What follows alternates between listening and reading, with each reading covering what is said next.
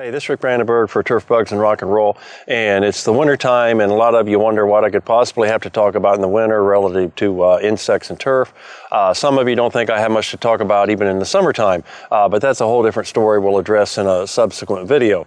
But what I do get are a lot of questions because this is the time of year when I give lots of talks and various conferences and meetings, and I get lots of questions. And every year I continue to get questions about what can we do to control white grubs that are very large late in the summer.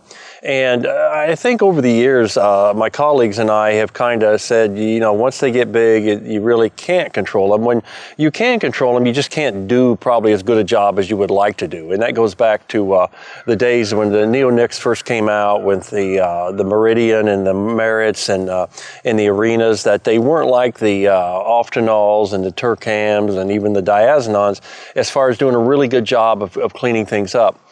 Studies have been done that show, though, however, that if you use these products, they do impact the grubs. Sometimes they, late in the year, they cause them to stop feeding. They aren't near as damaging. And typically, you just don't see them next spring. So they're having some level of contributing to mortality during the winter. But it's not the rapid, quick kill that we were used to for those of us who've been around a few years that we used to get in a matter of days. So they still do provide a benefit if you use these products. The data that I've seen indicate that products that contain clothianidin, which is Arena and Aloft, do a little bit better job late in the year. The product, another neonicotinoid, is Xylam. That seems to also, if you get it moved down into the soil, can do a relatively good job. A couple of the newer products, the diamides, the Acelyprin, and the more recent one, the Tetrino. Acelyprin is not very water soluble, and if you're going to try to use it late in the season, you really got to put the water on it and get it moved. Otherwise, it's going to do very little. And Tetrino moves a little bit more quickly, but we just don't have near the data on that to really show us what it's going to do late in the year.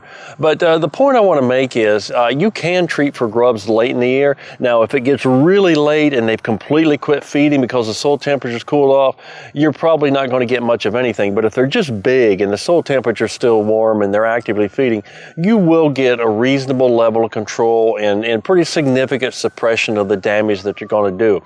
So, kind of a punting and starting over again, I think perhaps we undersold these products over the many years simply because we were comparing the products that we haven't had available to us for 25 years. They can do a decent job. They do provide some benefit. We're still looking for a product that really knocks them out within a couple days, but who knows if we'll ever see that. So don't give completely up. Just use these products, use them effectively. If you're using the Acelyprin, use a lot of water.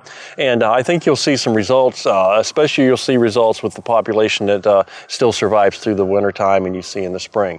Hope that helps. Try not to confuse you as much as I have over the last 25 years for the next 25 years. Look forward to talking with you again soon.